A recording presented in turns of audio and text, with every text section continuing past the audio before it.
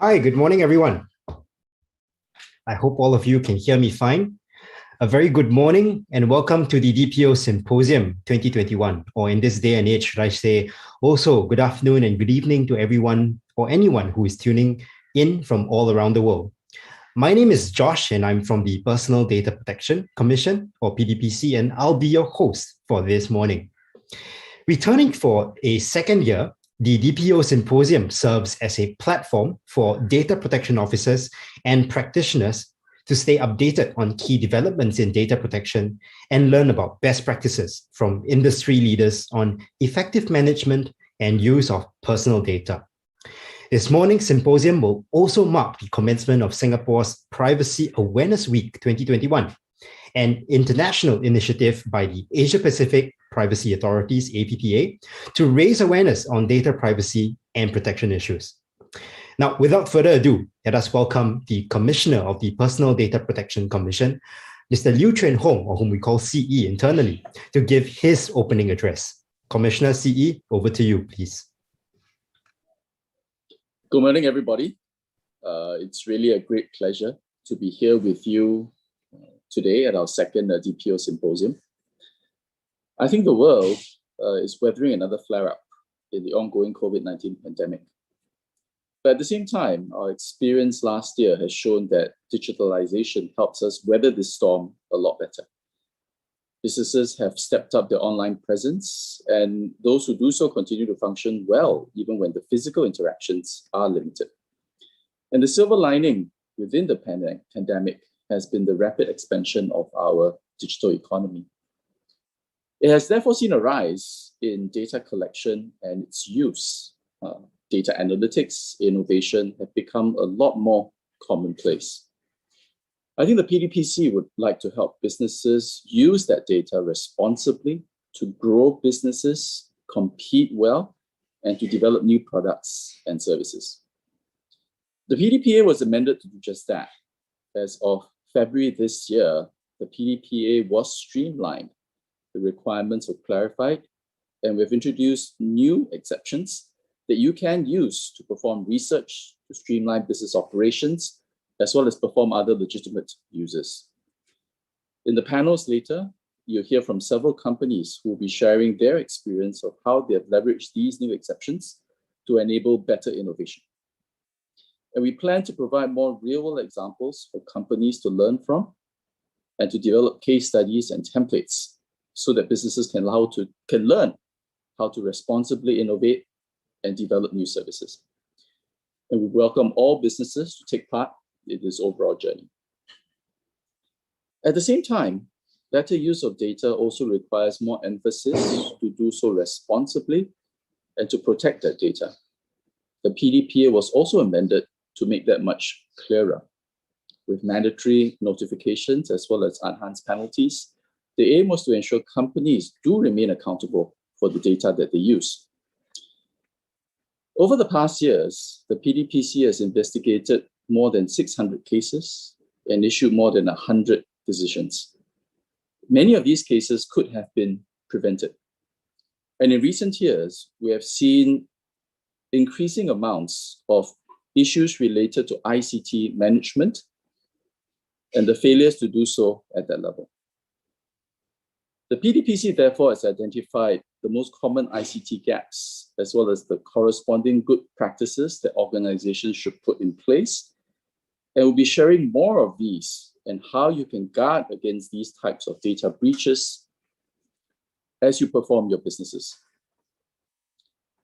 But looking beyond Singapore, the digital economy is one without boundary constraints. And cross-border data flows are important to support global digital trade and e-commerce. The legislative frameworks on data protection vary with different countries. And at times, this makes it challenging for businesses to do data transfers.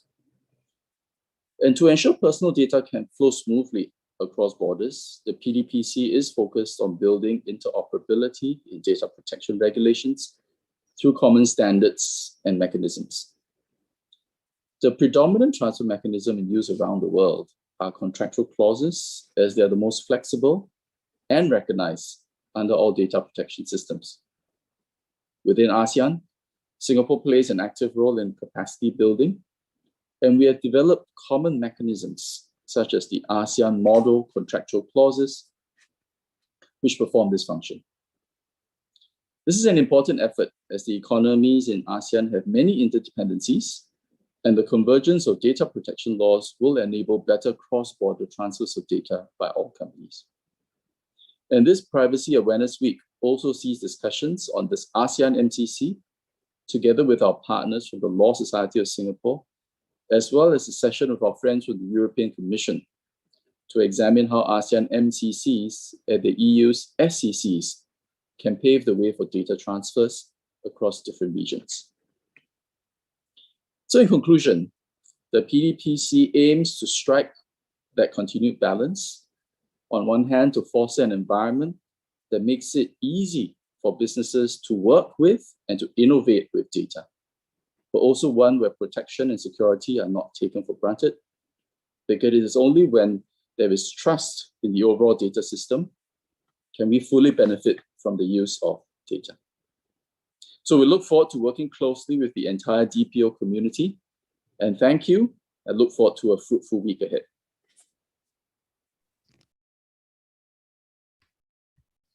Thank you, CE. Indeed, my main takeaway from what CE has just shared is that in times of difficulty lies opportunity.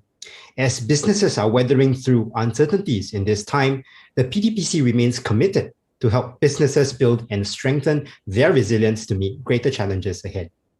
And now it gives me great pleasure to invite Ms. Vivian Shah, Senior Manager of Data Tech, PDPC, to share with us more about the recent amendments to the Personal Data Protection Act, or PDPA, and how the new exceptions help businesses innovate with data. Vivian, over to you, please. Thank you, Josh, for the introduction. Good morning, everyone. My name is Vivian. A warm welcome to the Privacy Awareness Week. Today, I am very happy to be here to share with you an overview of the enhanced consent framework under PDPA.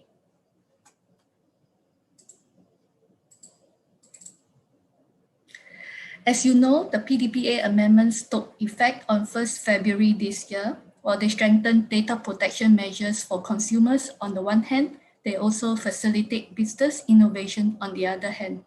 The key enhancement changes to consent under the enhanced consent framework will do precisely the latter. They facilitate organizations' processing of personal data to innovate and meet consumer needs for the better services and products, so long as organizations comply with the relevant safeguards and requirements. I will focus on the two new exceptions, business improvement and legitimate interest, in the next two slides.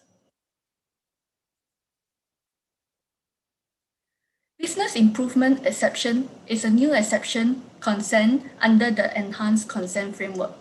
Organizations can rely on this exception to use personal data without consent for business improvement purposes, such as improving and customizing goods and services for customers and enhancing business operations and processes. For entities belonging to a group of companies, the personal data to be shared must relate to either existing or prospective customers. The purpose can only be achieved if personal data are shared and the purpose is reasonably appropriate. Ensure that recipients implement appropriate safeguards for the personal data through contracts or binding corporate rules. Moving on to the legitimate interest. Legitimate interests generally refer to the lawful interest of an organization, and it could also include the interests of other organizations. Organizations can rely on this new exception to use data for legitimate interests, such as detection and prevention of fraud, misuse of services, or enhancing the safety and security of business assets and individuals. However, this exception does not apply to the sending of direct marketing messages to individuals. To rely on this exception, organizations are required to identify and articulate legitimate interests, such as what are the benefits and who does it benefit. Next, conduct a risk impact assessment and do a balancing test to determine whether the legitimate interests outweigh any likely residual adverse effect on the individual. For this, you may refer to a checklist of questions developed by PDPC, which is designed to walk organizations through this process. Finally, disclose reliance on the legitimate interest exception, and it can be as simple as including a line or two in your data protection privacy notice on your website. I have covered 2 new exceptions under the Enhanced Consent Framework. Now, let me hand you back to Josh for the next segment. Thank you, everyone. Thank you very much, Vivian, for the wonderful sharing and information. To all of you who've just joined us, welcome again to the DPO Symposium 2021. We just heard from Ms. Vivian Shah about the recent amendments to the PDPA. And that led us very nicely into what's going to be happening next. So in line with the innovative and effective use of data through the updated PDPA, we are honored to have with us industry leaders to share with us how they've leveraged the recent amended provisions to benefit in the current age of digitalization and growth. So it brings me great pleasure to introduce our panelists for the panel on enabling innovation through data. First up, we have Mr. Lam Chi Kin, Managing Director and Head, Group Legal, Compliance and Secretariat from DBS Bank Limited. And second, Mr. Roy Swee, Director, Head of Global Public Policy from Alibaba Group. This panel session will be moderated by the Deputy Commissioner of PDPC, Mr. Yong Zekin, or whom we affectionately call internally Zeke. Zeke, over to you, please. Thank you, Josh. And thanks, Chikin and Royce, for joining us this morning on our panel. Before we get started, I thought maybe what I could try to do is give us a bit of a preface, right, and background to what we did with the PDPA amendments recently, really just around this topic of how do we, what amendments did we take to support the use of data for innovation. I think that one of the things that every DPO should know, right, is that in Singapore, the way we have looked at data protection is through a slightly different lens. Some people call it balance. I call it the twin turbos or the twin engines of a vehicle. We need to do 2 things, right? We need to make sure, right, that on the one hand, consumer trust is maintained through good internal policies, vigilance, and also a active enforcement by the PDPC. On the other hand, we want to ensure that the legitimate use of data by businesses is always safeguarded and always promoted. With these 2, whether you want to use the analogy of twin turbines in a boat, right, or twin engines in a plane, these 2 must be powered equally. Otherwise, the boat will go around in circles or the plane cannot take off, right? So that's the kind of analogy that we have. Now, focus really on what did we do with the recent PDPA amendments. One of the key things that we did is really to make sure that our PDPA is updated, recognizing that in the last 8 years, in 8 years since the first enactment of PDPA, the way data has been generated and the way data is used by companies and different types of businesses to support daily operations, to support product development and service improvements, that has changed a lot. And one of the things that we needed to make sure that we did, right, was to recognize the new normal, right? So if we introduce, for example, the concept of a deemed consent for contractual necessity, because there is so much outsourcing and so many layers of outsourcing that's happening these days, that we needed to make it very, very clear, right, that data can be passed from one company to another along the outsourcing chain, right, in order to perform and deliver on the initial contract.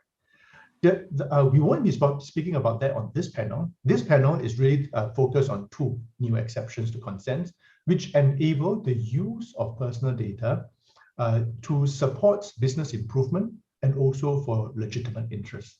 These 2 phrases we will hear a lot more as we go on in the panel discussion. And so I just want to make 3 observations. First, these are exceptions to consent.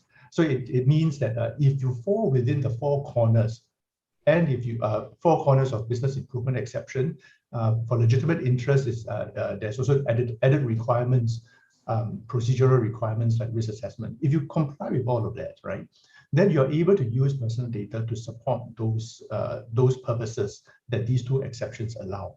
But remember, these only permit you to use the data without consent. The rest of the PDPA applies. So it doesn't mean that the personal data suddenly is not protected anymore. Suddenly you don't have to give access or you don't have to take care of them. The rest still apply, right? The second observation I wanted to make really is that the business improvement exception is a homegrown exception. We worked together with industry, and we actually how it happened was that through our regulatory sandbox, we kept hearing that businesses needed a bit more clarity about how they can use personal data for business improvement. So we convened a committee. Chikin very kindly worked hard chairing that committee. It was a committee entirely of private sector representatives, and they produced a report with certain recommendations. We went for public consultation, and through public consultation, we received feedback to say that the business improvement exception was a good one, but don't forget that many companies now organize themselves into a group of companies. So can you also adjust it to make sure that it works within a group as well? And that's what we did. Right? So it's totally homegrown and something that we can be proud of.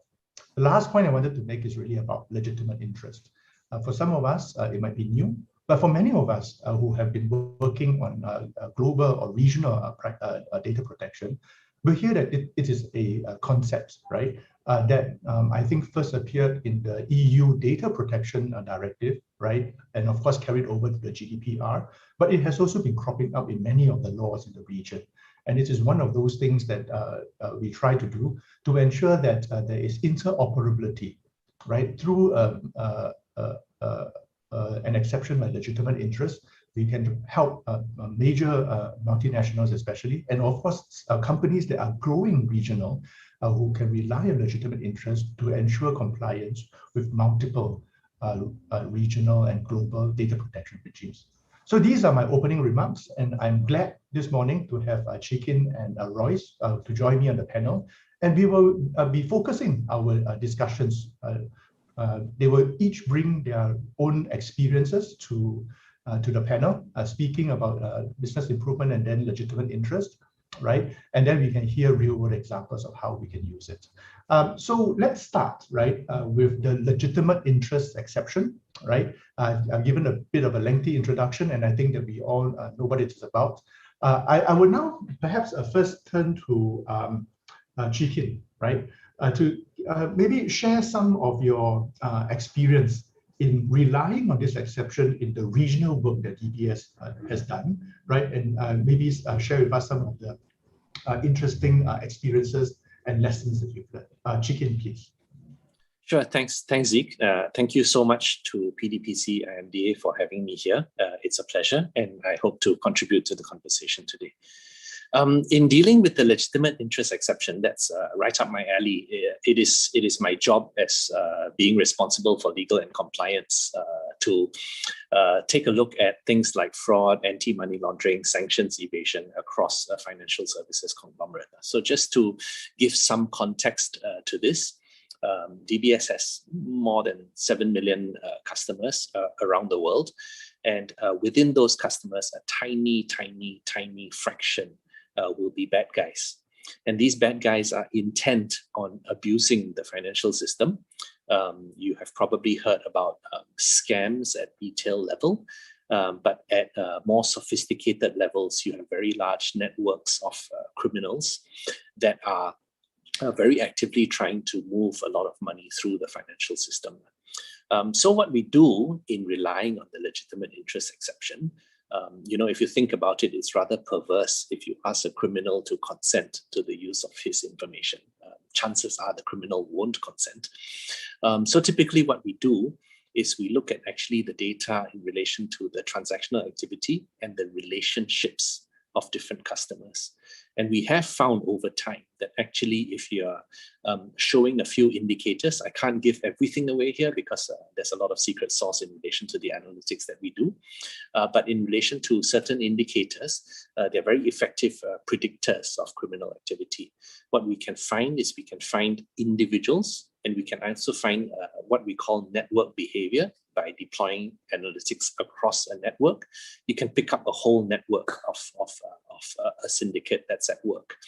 So this is typically how we would look at legitimate interest in a narrow context, in the context of fraud, in the context of anti-money laundering, in the context of sanctions evasion. We run quite a lot of both rules-based and artificial intelligence-based capabilities. The fight continues. I won't say that it's just as much as we put in effort, the criminals are putting in as much, if not more, effort than we are. And I think we want to be very careful and humble in terms of the nature of the fight, but also very, very relentless in terms of pursuing the criminals. I think the point here, I'll make maybe one more point also. The better we get at identifying the criminals, the better we also get at giving our legitimate customers a more seamless or frictionless experience because we're able to determine this in the back end as well. So I'll pause here. Happy to take questions or elaborate further as required. Thank you very much again, Ziki. Thanks, Chikin. I have one follow-up question based on something that you said just now. This is a good illustration of how relying on an exception to consents like legitimate interest helps an organization secure, right, its systems, and as you mentioned, it brings ultimately it brings benefits to the customers, more seamless experience. And I would also having had received phone calls from credit card companies before, like to know that someone is watching over me, alerting me that sometimes you might have this unexpected credit card transaction from a different part of the world. Just wanting to be sure that I am traveling sometimes, and sometimes that I'm not traveling, right? So securing it. One of the things that you mentioned is it helps you identify individuals and also network individuals. Now, and you perform analytics on it. So can you tell us a bit about the experience of using this across multiple jurisdictions? Because I would see that you would need to bring data together in some place to do the analytics before you push it out again, maybe. Can you tell us a bit more about how DBS uses this, right, or relies on legitimate interest to work across different countries? Yeah. Okay, Ken. So to the extent that a specific jurisdiction doesn't allow this, then we would be equally circumspect. So clearly we comply with the rules of the jurisdiction. But I'll run through how we do a workaround as well. But that point aside, let me come at it from a general perspective first. Let's start with another maybe axiomatic statement, right? Criminals ignore borders, and almost certainly criminals try to extract their gains from a given country to be able to use those gains in another country, or to launder those gains to clean up the money through different countries. This helps them at the end of the day spend their money in a much more clean way. So very, very simply put, if we didn't deploy these capabilities across borders, then actually the large syndicates, right? The domestic syndicates are perhaps easier to catch. The large syndicates, which are working on a cross-border basis, those are typically much, much harder to catch. And we can only maybe get a little bit better if we run things like network analytics, or what I'm calling macro analytics, right? Macro analytics meaning between country A and country B, has there been a spike in terms of the flows moving between those two countries? And what is the reason for that spike? And is that spike attributable to specific types of groups of customers? And those customers typically will become the network of customers that are in question. Then once you find that network, typically you look for all people dealing with that network, because the criminals tend to set up pretty large interconnected networks of people dealing with each other. So you roll up the whole network at one go.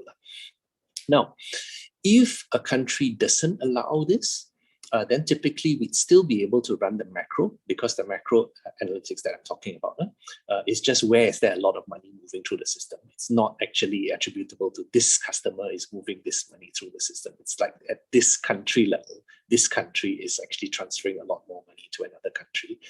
And then we are able to look at what actually that involves. So I've gone into a little bit more detail as to the benefit of running network analytics, which does use personally identifiable information, and macro analytics, which doesn't. And a combination of these two allows us to narrow into large-scale activity much better than before. Hope that helped. Yeah, thanks, Chicken. Very, very illuminating. I think one of the things that I'm taking away is that just as the not so good elements who are trying to abuse the systems are unbounded and with no shackles on them, we should also try to make sure that the policemen, right, the people who are taking care of our systems should operate with as much leeway as possible when it is for legitimate interest and to secure the system, especially, right, for the benefit of customers. Now, I'd like to move over to Royce, right? You are from a very large multinational, right, with operations around the globe. Can you share with us your perspective, right, and the experience that Alibaba has with the legitimate interest as a way of using data across multiple regions? Sure. Thanks again, and thanks for PDPC for inviting me to be part of this very good panel. I thought useful for me to take a step back and really touch upon something that Zikin introduced during his earlier comments about PDPC being a balanced regulator. And I really like the analogy that he used about having two propellers and being able to really have a certain trajectory and be able to move forward. So to me, that really brings to life the whole concept of having the right balance for data protection laws. I think oftentimes as DPOs or within the industry, we tend to focus a lot on the defensive part, about the need to protect, safeguard, secure the personal data of our customers. But sometimes we don't pay adequate attention to some of the potential benefits of sharing data in order to create innovation and to create value. So it's really very heartening to know that PDPC continues to be a very balanced and very progressive regulator. When sharing about the policy intent of the PDPA and some of the drivers behind the recent PDPA change, I thought it's also useful to highlight one other point. So we spoke about the balance already, about the need to maintain consumer trust through organizational accountability and to give organizations adequate room, right, to use data to innovate. But at the same time, it's useful to also remember that this is in the overarching scheme of ensuring that Singapore remains a very important and competitive and open data hub and a node for data flows in our region. And that's a very attractive proposition for MNCs, including Alibaba. So for Ali, a very quick introduction to us, in case some of us are not so familiar. So really our mission, which is to us, sounds like a very trite statement, but something that we take to heart and we do try to practice, is to try to make it easy to do business anywhere. And I stress the word anywhere, which is any part of the globe. So we try to enable businesses to transform the way they market, sell, operate, improve their efficiencies. We also provide tech solutions, infrastructure, marketing reach to really help the different merchants, brands, and businesses to leverage the power of our platforms in order to engage with their users, customers in any part of the world, and in order to solve real-world problems, create customer value, and also to create value to the businesses which use our platform, be it by efficiency, be it via being able to conduct business safely. So our businesses include e-commerce, of course, there's also cloud computing, digital media entertainment. We also increasingly focus on R&D and innovation initiatives. Not too long ago, Ali decided to actually make Singapore our international business hub. So a lot of our data flows actually come through Singapore, and a large part of that is really due to the close working relationship we have with the PDPC and our understanding and belief in the balanced framework that PDPC has. So going about the legitimate interest exception proper, I actually want to start with saying that the word exception, in my view, does kind of underplay the importance of legitimate interest, in the sense that it seems to give a certain primacy to consent of individuals. I think while consent is a very important basis for legal processing of personal data, at the same time, it's necessary to also contextualize the role of consent within the other legal basis to legal processing of data. And I think legitimate interest, business improvement exception, contractual necessity, so on and so forth, these are all equally important. And the appropriate use of each basis really depends on the case at hand, recognizing the inherent limitations of consent. I think Chicken earlier mentioned about how crooks necessarily, it wouldn't be in their interest to give their consent, obviously, to some of the things they try to do to root out fraudulent users of our services. Similarly, another limitation to consent is that sometimes customers, they may not be in a position to give and inform the specific consent simply because they may be bounded in their rationality, because they are constrained in the time, and consent can also be withdrawn. So obviously that would be inimical to a lot of the very legitimate business operational needs for businesses to collect and use the personal data.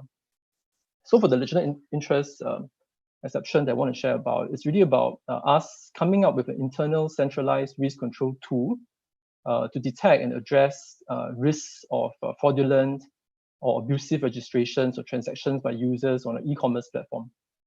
So we look at the data, we try to see what are the risks of fraudulent users, take a look at the quantum of the risk, what are the mitigating measures, what are the controls and handling, finally with a risk decision making. So the end result of that is that we are able to spot trends or certain characteristics of users who try to circumvent or exploit some of the network privileges given to them. Right, so that obviously would incur a cost, not just to Alibaba, but really the wider ecosystem of users of our platforms. So we created this as a result of this centralized control tool. We have this, I would say, a blacklist of fraudulent or abusive users or devices, which support the different business units and lines across the Alibaba group of companies to ensure that these fraudulent users, they wouldn't be able to, through creation of a new account via, let's say, Lazada or via Redmart, and therefore be able to continue to carry out any abusive registrations, for instance, to take advantage of certain promotions. So I see this as a very important part of the law in enabling proper risk controls in order to not reward fraudsters, and conversely ensure that honest users of platforms will continue to benefit from our services provided. Yeah, thanks. Thanks. I think we've heard two very useful examples of how this enables the use of data across a platform. I think Alibaba, having made Singapore the hub, thanks, right, on behalf of the nation, right? But having made Singapore the hub, and it makes it possible, right, to do some of this work locally, right? And of course, sometimes some of this work needs to then be pushed back out to the where the market is, right? And I want to get to that a little bit more in our discussion on a business improvement exception, right? But before I move there, I see a question on the Q&A that I want to okay. So I've got two questions that I want to deal with right before I move on to the next topic. Let me just try and select this one first, right? I'll just put the two questions as answer live, so I think everyone else can also see it, right? So we've got one question really about receiving calls stating that they are from DBS pertaining to accounts that they have with them. So what can the bank do to help mitigate the risk of such scam calls, other than the fact that clients should not be divulging any personal information? I think that's a wonderful question to ask, because we've heard from Chikin about what the bank can do, right? The question also poses the other thing about the role of the individuals in this as well, the role in being alert, right, and being safe. So maybe Chikin, do you want to take a step at giving your thoughts and sharing your views on this question? Yeah, it's both, but let me just cover the part which is after the event. So let's say something's happened to you, then actually a lot of effort needs to be put into what we call recovery efforts. And here we need to put in a lot of time across the entire system. So I don't want to make this answer just about DBS. I think it's actually the entire system has to work together. Police, the bank to which the money went to. If it's going cross-border, that's very, very typical. If it goes cross-border, you actually have to chase the money at the other bank as well. So one big effort of what is happening in the system in Singapore, in the sector in Singapore. And by the way, actually it's publicly known that there's a multi-ministry task force that's been working on scams as well. Okay, so that's public knowledge. It was announced in Parliament a few months back. But actually the whole system works to try to recover the funds as fast as possible. On this, I would say the key thing is time. If too much time passes, then actually the criminals will typically transfer the money across borders, and then after that, the money will be gone already. So the faster you react to something like this, the better it is. And actually the system is programmed. There's a police anti-scam center that's been set up, that kind of stuff. To trigger this protocol, one of the best things you can do is either file a police report with the dedicated CAD anti-scam center. If you don't do that, then actually there's things like if you Google DBS hotline, there'll be a call center number. All the call center staff are trained to help people in terms of recovery. If you also Google DBS hotline, you'll get a web page which has got specific dedicated links for if you think you are the victim of a scam to give you the details quickly, and they go to a dedicated operational staff to make sure that they try to do recovery efforts. But put it this way, got infected already in ICU is too late, got to kind of medicate, that kind of stuff. The better strategy is a vaccination strategy. And the vaccination strategy will be that also we use the same types of analytics that I described earlier to build an array of tools to try to prevent transactions if they are showing certain types of indicators. Like for example, actually I can't give too many of these away, but if your profile deviates too much from your known activity, then chances are you're a victim of a scam, in which case you will get a call and say, hey, looks like you're being scammed. What's happening to you? So there's another big bunch of effort where the banks are putting in pre-transaction surveillance capabilities and continually tweaking these as we discover more about what the criminals are doing. Inevitably, though, I do want to say that it's always a battle because the moment the criminals find out that we're looking at a specific area, they will change to another area. And this is a constant attempt to try to catch up with the criminals. So the last part of the vaccination strategy, so we can kind of try to vaccinate the channel itself. The last part of the vaccination strategy is customer education. And we put in a lot of time into trying to help customers understand what is a likely scam typology and what is not. So very, very simple. For example, DBS will never invite you to do a transaction by WhatsApp. DBS will typically authenticate you first. Those kinds of things are very, very common. And the scammers, unfortunately, have to find other ways to get your credentials out from you. So the last part to this vaccination strategy is a big, big effort in customer education. If we succeed, frankly, in customer education, then a lot of the other things also become a little less intensive. What we don't want at the end of the day is to add too much friction to digital payments. Can you imagine if you are, trying to order food home, or when things open up, when you go to a new restaurant and then your payment gets held back because, we think it's a scam. So we're continually trying to tweak this for the right amount of balance, and then making sure that both the recovery efforts and what I call the vaccination efforts are nicely balanced. And it's across the whole system. It's not just DBS. Many banks are doing this. I hope that answers the question. I wanted to be as authentic as possible. Thanks, Chikin. I want to move on to a second question, right? And this one specifically for Royce, right? You mentioned that situations where customers may not be able to give consent because they are bounded by rationality, right? Could you give an example of this? So, Royce, could you take a step at handling? Sure.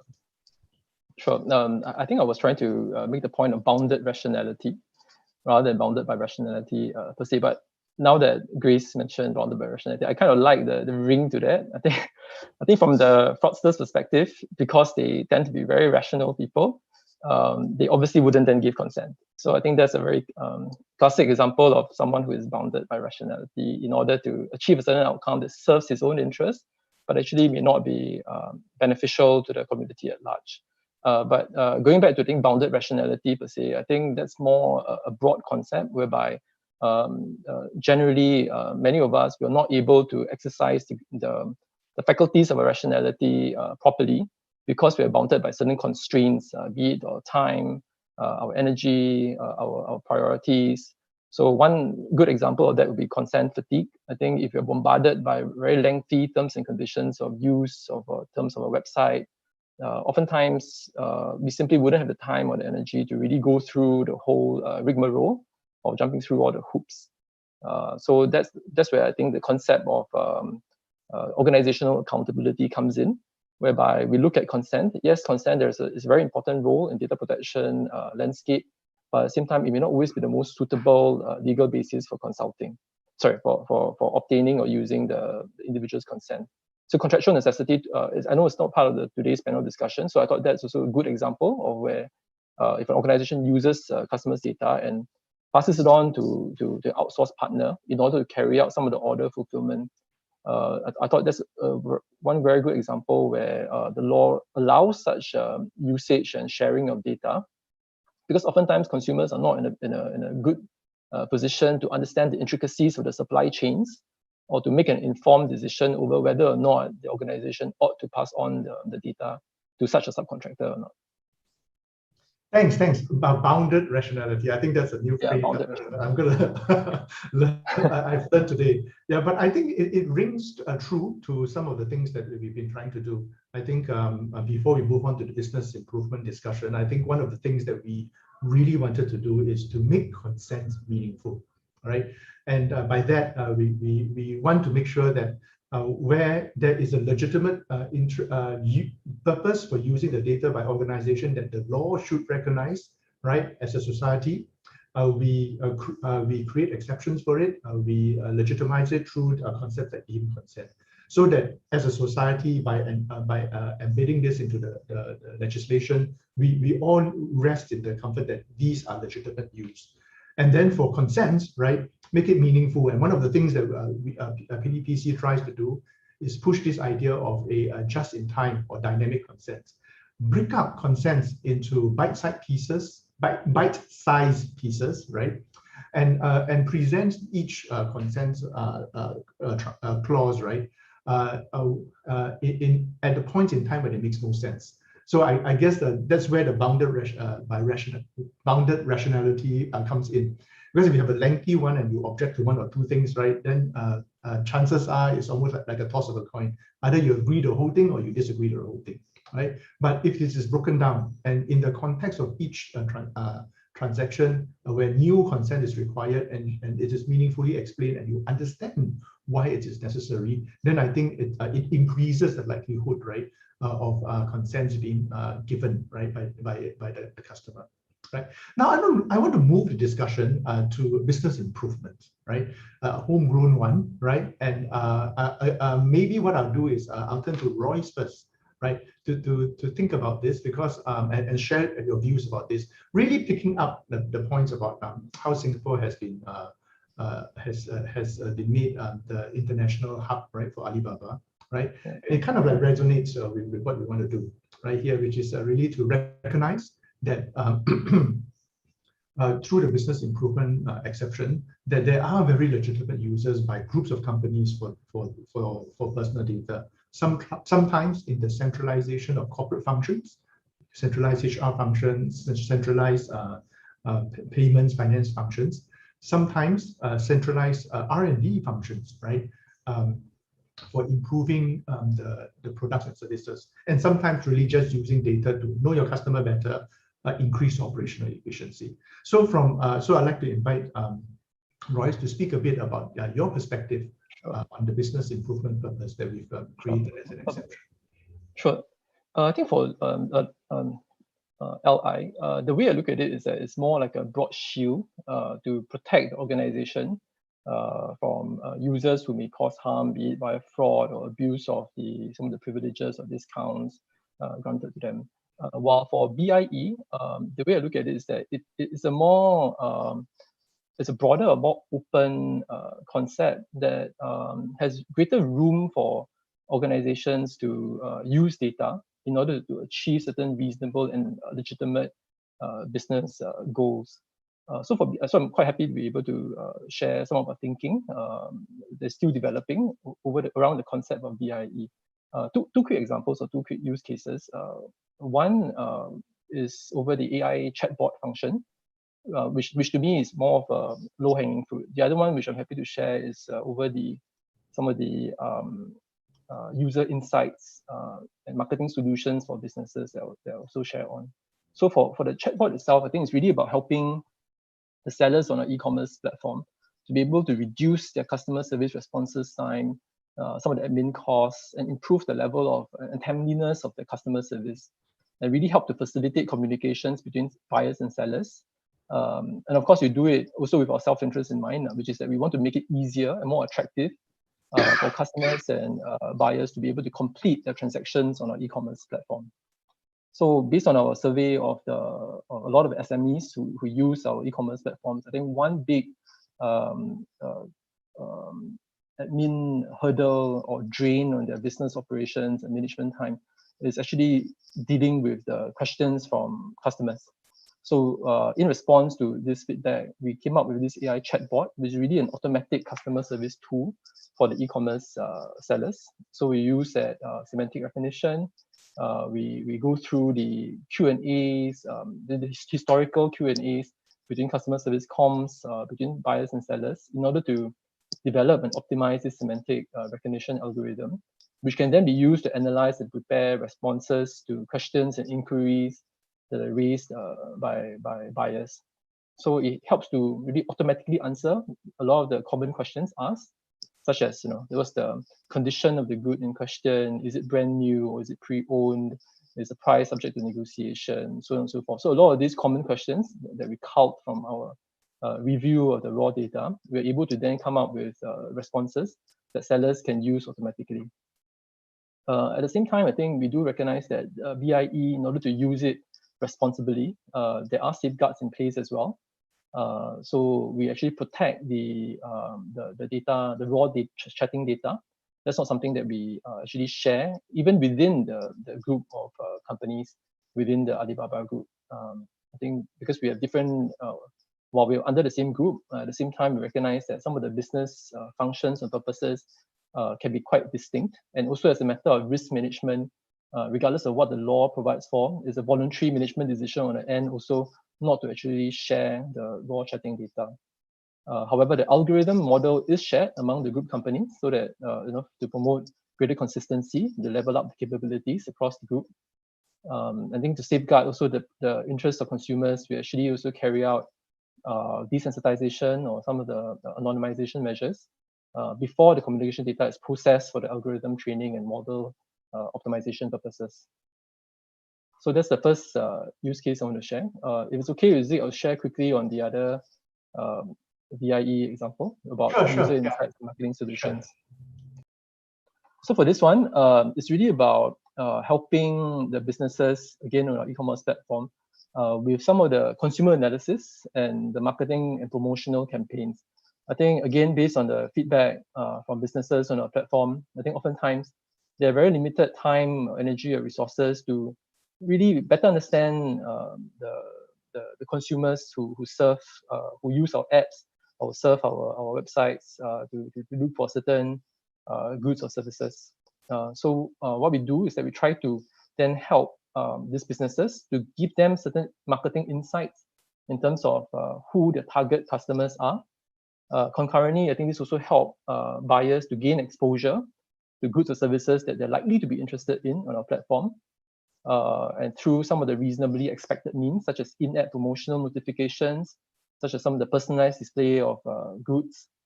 And again, the end result really is to facilitate the more efficient closing of transactions between sellers and buyers in a safe and secure manner, and so as to attract more sellers and attract more users on our e-commerce platform. So for this marketing solution, our platform actually pulls together, and then we analyze the customer's data to generate certain anonymized tags or labels that describe these consumers' attributes, such as the range of their age, the country of residence, the interests or the preferences. For instance, is it over sports, or is it in beauty products? Some of the consuming preferences, for instance, how sensitive are they to promotions and discounts? Are they repeat customers? Some of also the membership or loyalty attributes, such as the store or brand collection that they tend to go for. So these insights will be provided to the merchants or brands on our platforms to help them to better target some of their promotional activities towards the customers. So at the same time, again, as I said, VIE, we need, in order to use such an exception, we ought to implement safeguards. So in order to safeguard the privacy interests of consumers, we only allow the merchants to select or identify groups of customers using the tags or labels, rather than accessing or downloading the original details or the raw personal data about any individual or specific consumer. We also practice data minimization, and we protect the raw users' data. So I think that's the kind of balance that we try to strike in maintaining safeguards for our users, but at the same time, try to see how we can best make use of the data that we have across the group of companies to come up with group level solutions that can help our merchants transact better, and also help consumers on our platform to be able to find the desired goods and services more easily. Thanks, Royce. I think you just gave two very powerful illustrations of how we had originally envisaged the business improvement exception to take place. We hint at this at some of our advisory guidelines illustrations, but I think you actually fleshed it out and gave very good examples. I think one of the things that we are very clear about for the business improvement exception is that it is intended to enable internal use, right? Internal use of the data within an organization or within a group company. And in both illustrations, you've demonstrated very clearly how the use has been is kept totally internal, and what is reviewed is only the end product, right? And only the end outcome, whether it is a trained chatbot or it is in a way the tags, right, that your merchants can use on the Alibaba platform to better identify and customers who might be interested in their products. I think it's a fabulous illustration of how we envisage this exception to operate. One of the things that we talk about, right, is really around the use of the business use of data in different I would say different parts of the life cycle.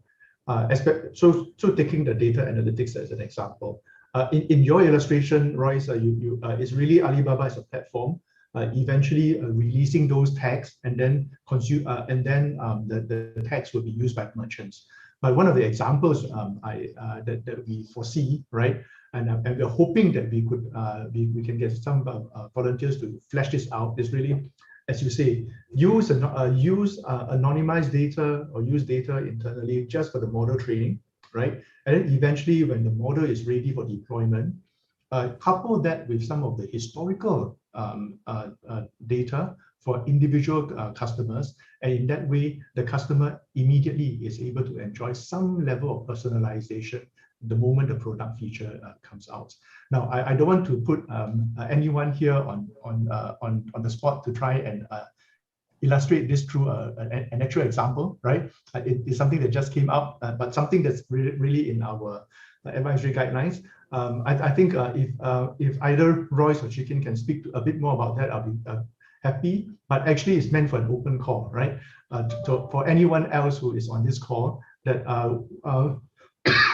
one of the things that we are hoping to do is really get as many of such real-world examples as possible to help illustrate, right, or bring to life, right, the examples that we have. I'd like to turn now to Chicken, right? You've been on the journey with us as we co-created this, and then after that you let go of the little toddler that you handed over through public consultation. It gained a bit more muscles in the legs because we responded to what the public what came in through public consultation. Share a bit about your views on this experience, right? And also perhaps how DBS is looking at possibly making use of relying on this exception as well. Yeah, the fantastic thing about the experience was ultimately that, the public sector was so open and so collaborative, and that the private sector was able to respond to the challenge that was laid down. It was really, how would the companies, take this forward? And I think the conversations that we had, and I really give credit to the committee that was part of this. We had some real heavyweights there. We had some AI specialists. We had some small businesses as well, growing startups. And I think we really tried to take on difficult topics. We even took on data monetization, which you notice never made it in because ultimately we thought that probably wasn't the best way to proceed with legislation.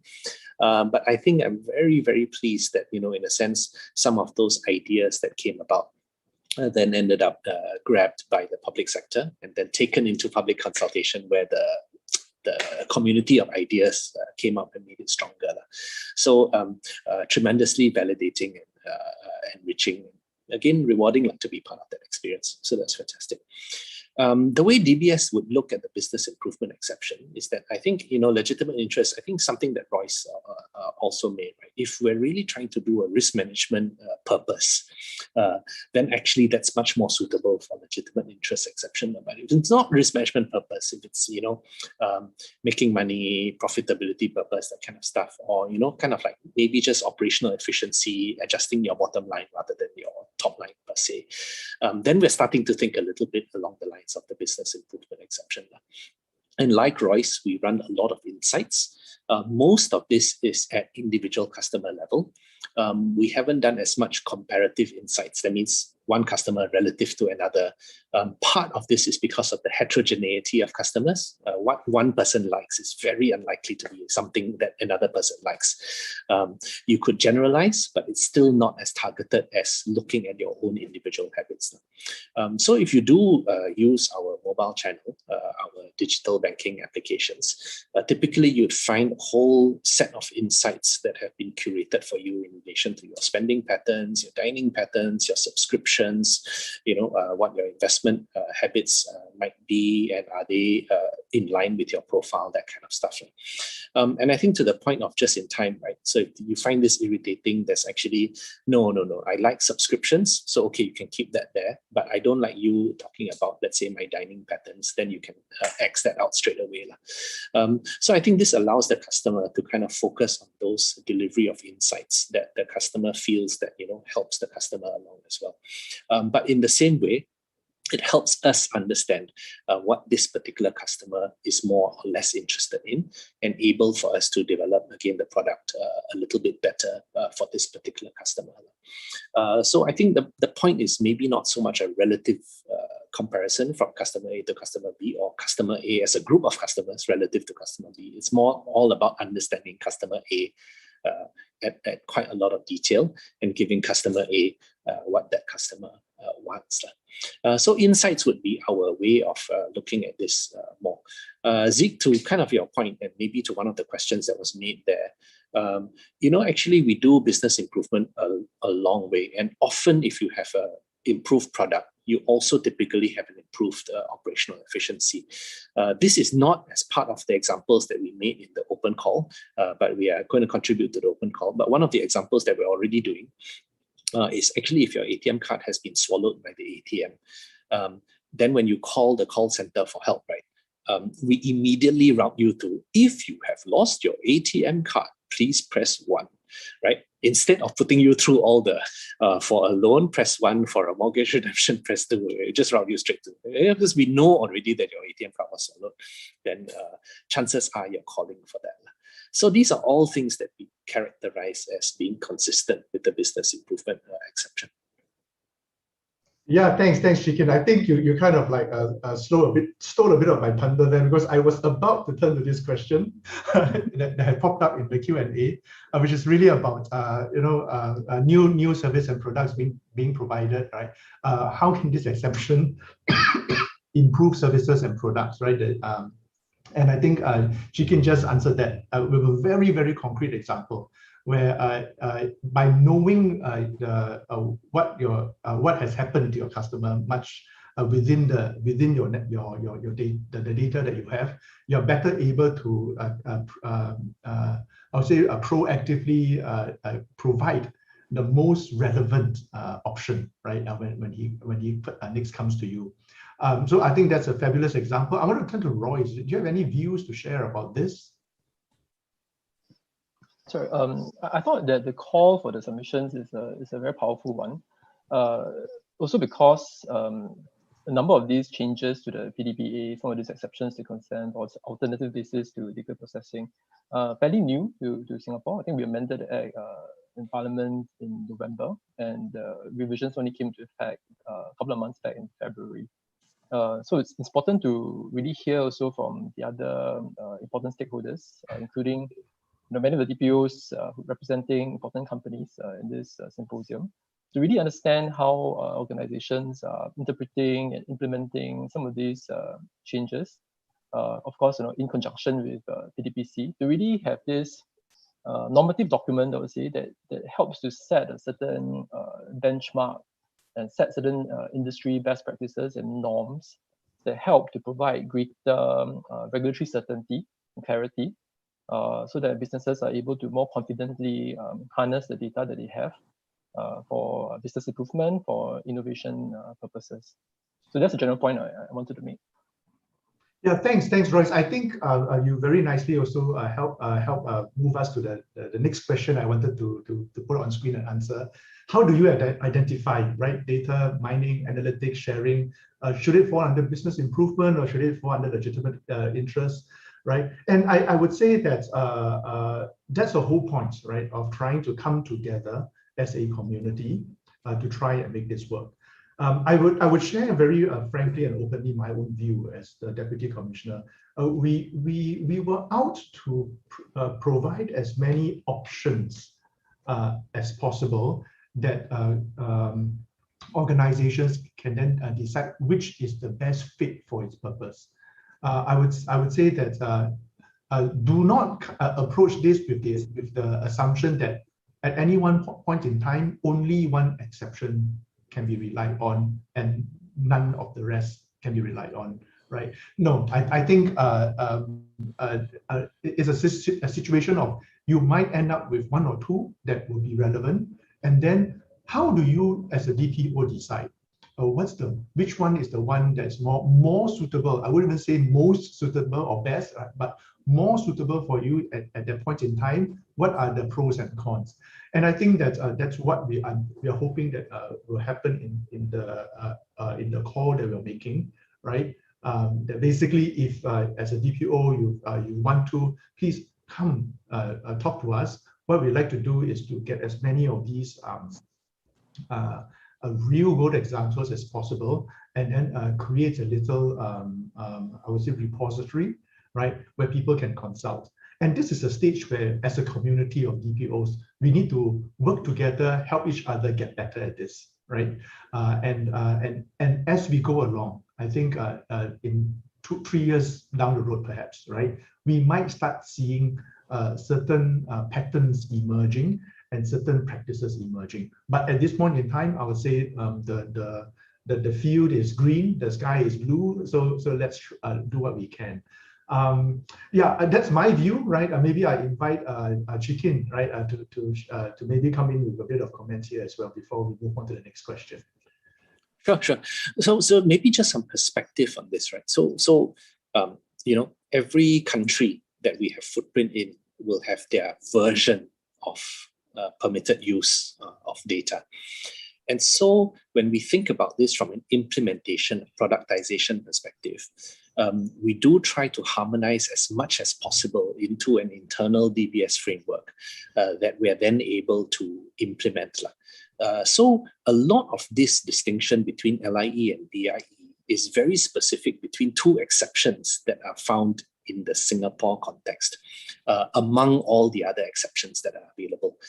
But in Indonesia, it's different. In Taiwan, it's different. In Korea, it's different, and so on and so forth. Royce has an even harder time of it because of the breadth, or the sheer breadth of Alibaba, right? So we try very, very hard to implement a kind of a single policy, and we anchor that policy on a concept that we say the use or the responsible use of data for DBS is satisfied if we are pure with the data, pure, P-U-R-E, right? So P represents the purpose for which we're using the data. And like I said, our distinction is that if it's a risk management purpose, then typically we'd go into more like the legitimate interest type of thinking. And if it's a kind of a profit type of purpose, we'd go more into either the business improvement, or if it's potentially too irritating to the customer, then actually we go into the consent type of thing. And that leads me to the second limb, which is U. We call it unsurprising.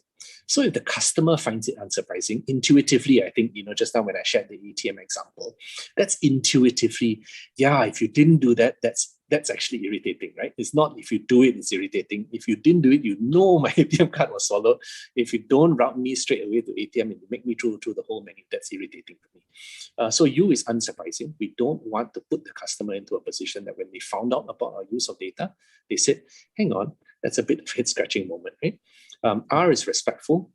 We recognize each of the societies in which we operate in. They're all different.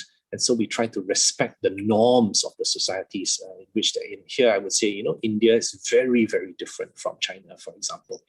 So we try to use data in a way that's more respectful of the societal norms. And E stands for explainable. And this covers a lot of the mathematics that goes into proper use of algorithms and so on and so forth. We have to understand it. We have to understand what's the input. We have to understand what's the output. And it has to be mathematically sound from a governance perspective. So what I was hoping to share is that as we operationalize, the other part of the conversation that I feel is quite important here is the way we can really, really do this, not just domestically, but also cross-border in a nicely harmonized framework. For DBS, so far, the best we've come up with is this concept of pure. Thanks, Chikin. I think what you've done also is to articulate DBS's interpretation and implementation of safeguards that we've built in, right? So in both exceptions, there are safeguards. For business improvement, the safeguard is to make sure that the use of the data is not inappropriate to a reasonable person, right? So it's risk-based, right? And it relies really and creates a room, and it relies really on additional efforts by DPOs to articulate what exactly is your corporate view of what is appropriate and inappropriate, right? And with more experience in this area, as a community, we might start establishing something common across across all sectors. In the legitimate interest exception, it is articulated differently. It is risk balancing, right? To make sure that any residual adverse impact on an individual outweighs the legitimate interest in pursuing, right, and that particular use. Again, right, that is the built-in safeguards and that. I want to okay, what I'm going to ask the MC to forgive me because I'm going to overrun for a few more minutes, right? There are two questions I really wanted to end with. One is really about data sharing, right, to spur innovation, which I put up already. And then I want to end off with a last question about the risk-based approach. So data sharing, right? How should data sharing be implemented to spur innovation in Singapore? Right, PDPC has done some work to try and provide the guardrails for legitimate data sharing through our trusted data sharing framework. It is. I mean, I have to be very clear. It is really for B2B arm's length commercial data sharing between business partners, right? The business improvement exception, once we expanded it to allow use within the group, we also impliedly allow sharing within a group, right? But again, it is kept within the four corners of the business improvement exception, and it's constrained to internal use. So these are two illustrations of how data sharing is supported by the PDPC through either the PDPA or through frameworks. I'd like quickly to turn to both Chee Kin and Royce for you to share some thoughts, right, on this question. Royce, I said a lot just now, so over to you. Well, I've got nothing as I got no sexy acronym like PURE, unfortunately. Yeah, but I'm happy to share some general thoughts about the importance of data sharing. I think it could be an unfortunate start to data protection or privacy, which has in a way shaped a lot of mindset of consumers, that data protection or privacy becomes an end in itself. And that then has led to the historical development whereby consent from consumers then becomes, in a way, the gold standard or the benchmark or the be all and end all. And this very consent-centric model, I think, is not something that is policy-wise, in my view. It's not something that is best supported in order to develop any country's digital economy. I mean, we've heard a lot about how there are different adjectives or euphemisms about data being the new oil, data being I think now the choice adjectives is or noun is data is the oxygen or data is the sunlight. But I think, and I'm happy that there is this change in the terminology over time, because I think society as a whole, perhaps also one of the good effects of COVID, as many of us working from home and many of us are transacting more and more online, they do realize that in order for the digital economy to work as intended, we do need to have data to flow, albeit with certain guardrails, safeguards in place. So I think the meta point I'm really driving at is that data protection is very important. So let's not, I don't want to be mistaken here. But at the same time, it's important to contextualize data protection within the bigger sphere of the digital economy and what, as a nation, we're trying to achieve. And the way I look at it is that trust then becomes that bedrock, right? How do we ensure that customers are prepared to voluntarily provide the data to companies, to organizations? And the flip side of that is that how can organizations demonstrate that they're accountable for the data that they have, including groups of companies, for the data that they have, in order to come up with goods and services that better meet the needs of the customer?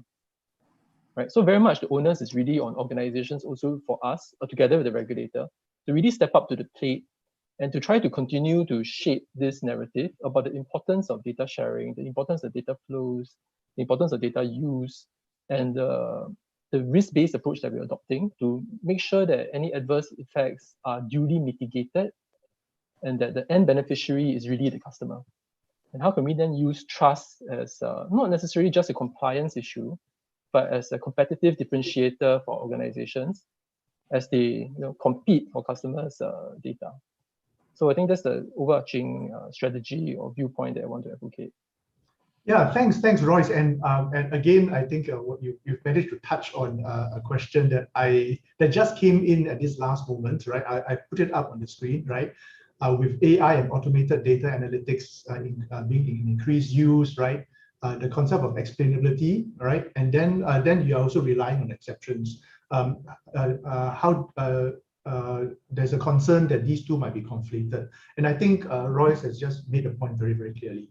While we recognize legitimate use, right? I think the thing that we also need to make sure that as DPOs working within our organizations, having that conversation with the board and the C-suite, right, is to also make to distinguish, right? Yes, these are legitimate purposes. The use of data is recognized, but how do you respect your customer? What level of disclosure would you want to provide to customers to build that relationship of trust, right? I often, in the context of AI governance, right, I say that you need to know the journey, right, of the customer as well. What level of information do you need to give to convert a casual consumer to a potential customer? What the customer is using, what additional information do you want to provide so that the customer understands why the model is performing this way and why is he getting this particular experience, and how might he or she be able to tweak parameters to change the recommendations or experience that he's getting, right? So it's really there are two distinct things, right? Ability to use the data is one thing, but transparency, accountability, and the ability to communicate well with your customer to build the relationship of trust is a different thing, right? So two different concepts. I'll ask everyone here to help us, right, to distinguish these two. Both are important. We need to work on both, right, to build that relationship. I'm going to end with one final question, right? A question that came in quite early on, which is about the risk-based approach, right, that we take in data protection. I very quickly would like to invite first Royce, then Chikin, to really just share your view, right, about the risk-based approach that we take, right, towards data protection, and how you view it and how do you try to implement it.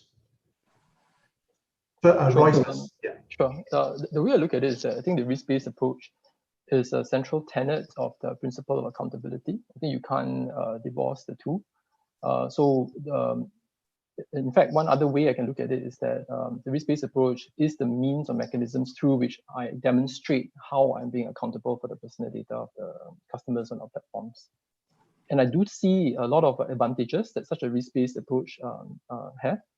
I think one is that defensively, it does help the organization to better shield ourselves against legal risks, be it the risk of not complying with data protection laws in different parts of the world, the risk of upsetting our customers. I think you gave a great example about the customer journey.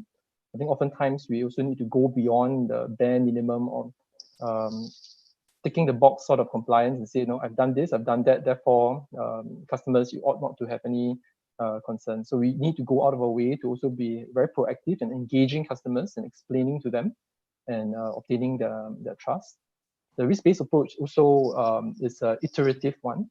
It's never a case where you've carried out analysis and it's good indefinitely. I think we need to keep revisiting it, iterating it, simply because our sector is such a dynamic one. We have different with very fast-paced changes in technologies, in business models, consumer expectations is also in flux, and of course, excuse me.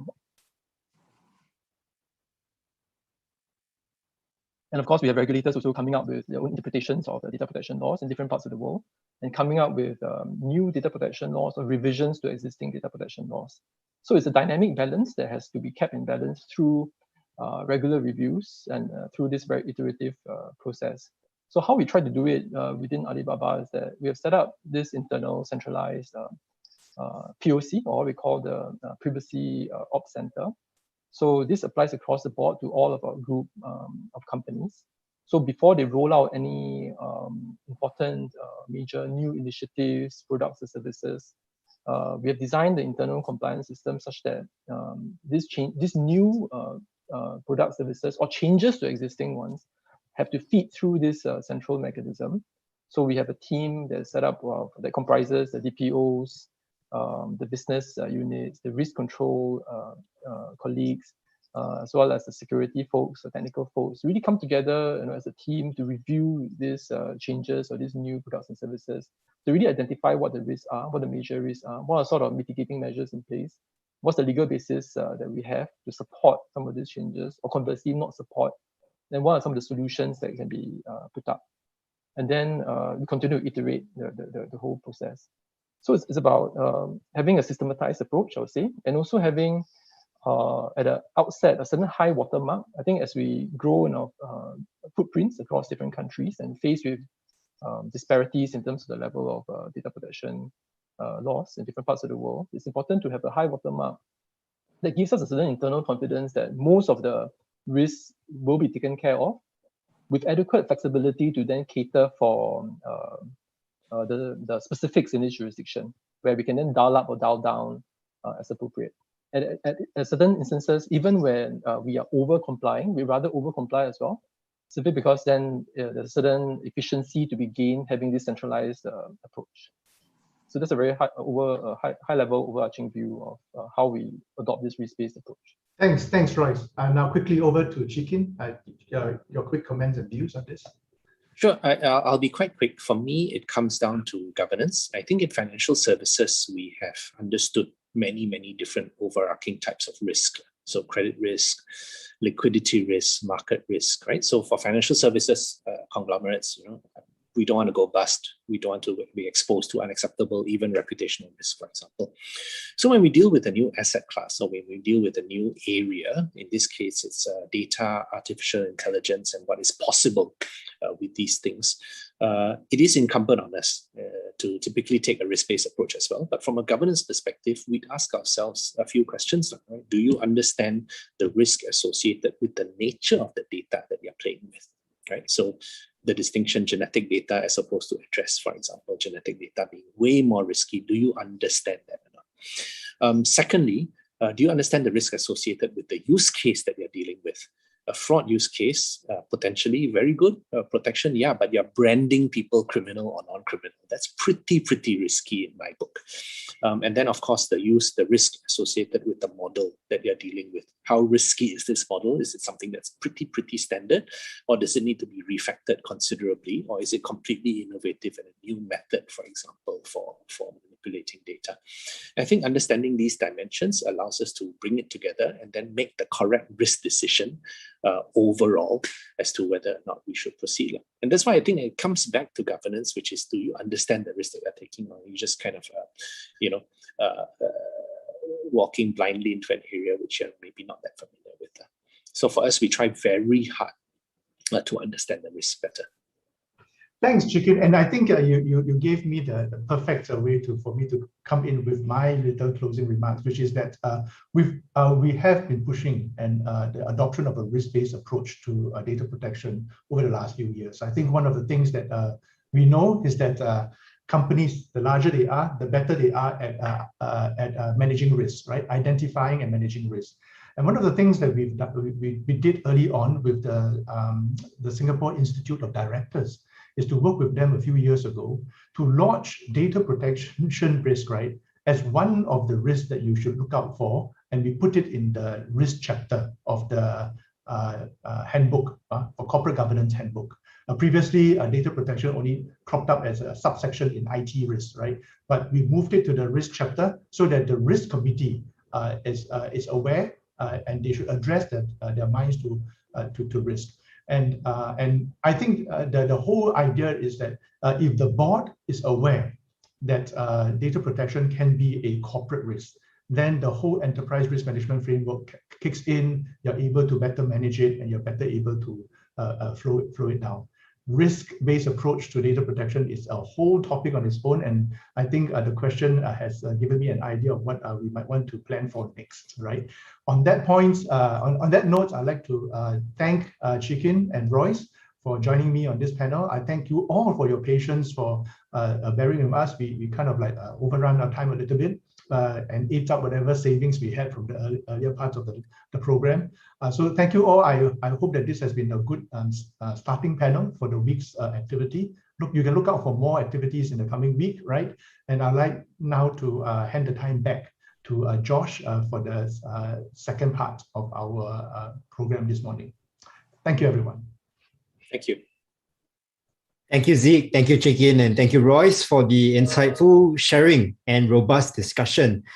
I think having heard about the meat of the recent amendments to the PDPA earlier, I think this panel was perfect in adding some color to what these amendments look like in real life.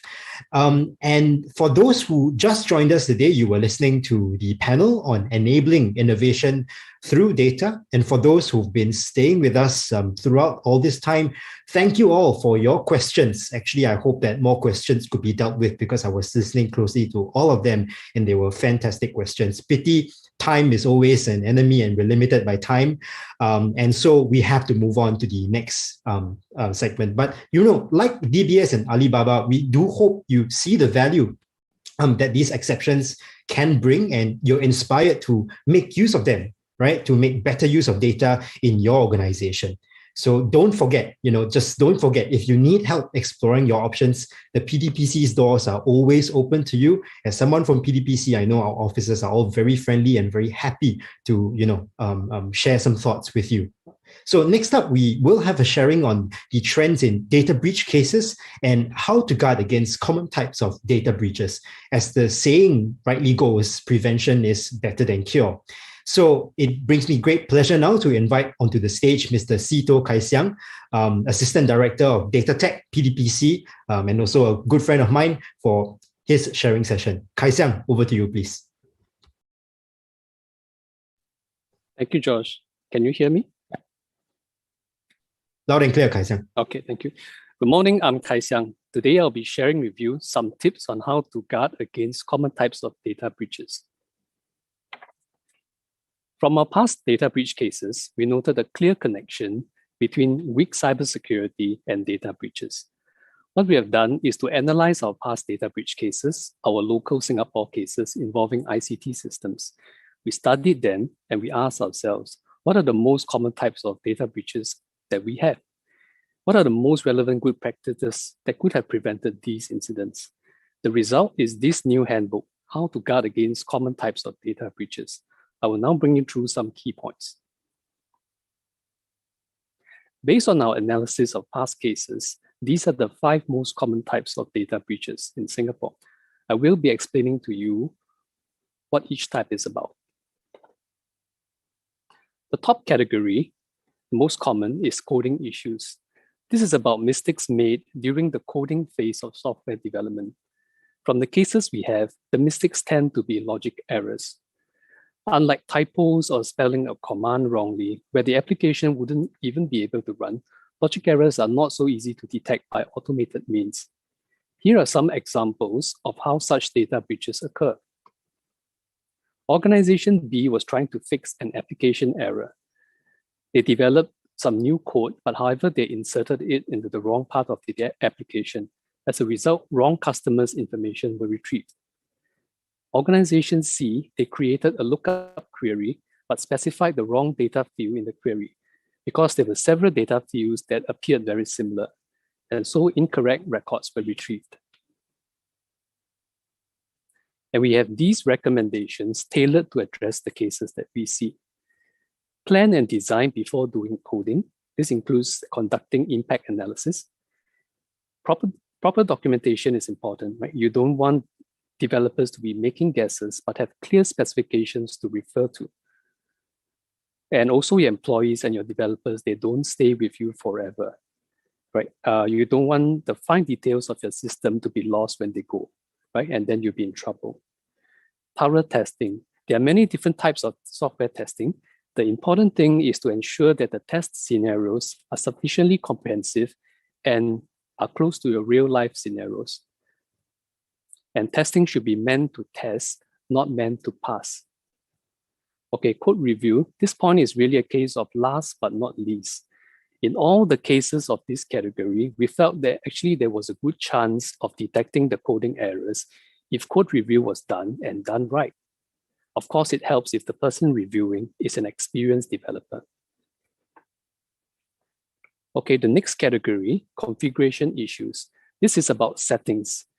This is a broad category because there are many different kinds of settings, such as websites, firewalls, folder permissions, all kinds of software settings that affect security.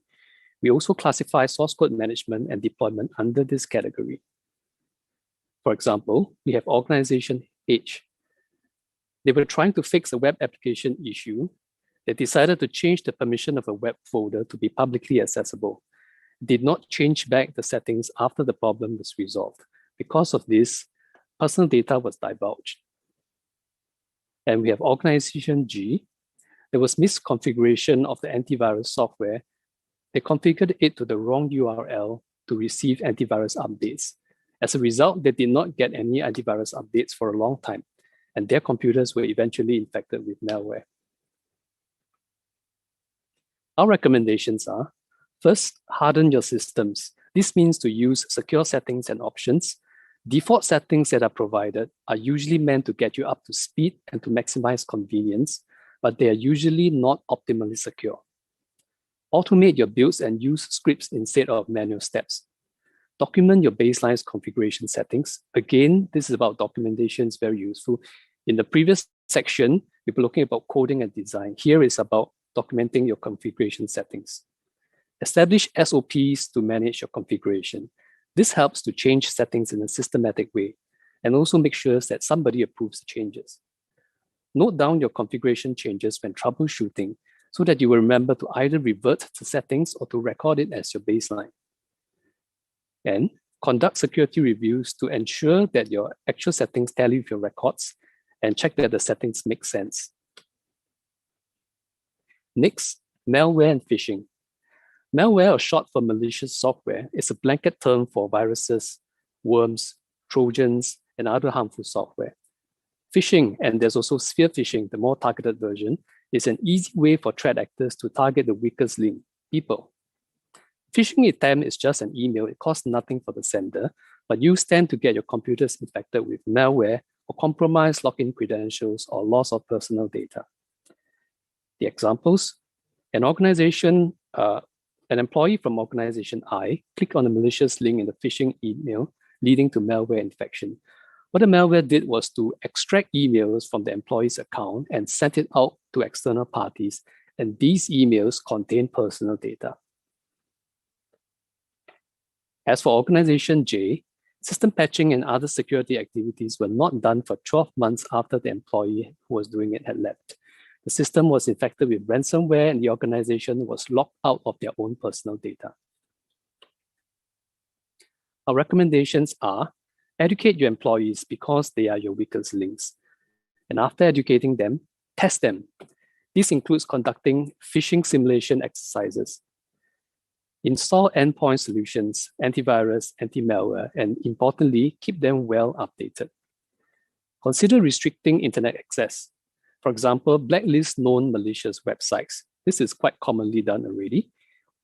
You can go one step further by whitelisting or only allowing certain websites that are considered relevant to your work. This helps because the phishing email usually only contains a malicious link, and if the malicious link cannot be reached, no harm is done. Having backups to your data is often your ticket to surviving ransomware attacks. Next, number 4 is security and responsibility issues.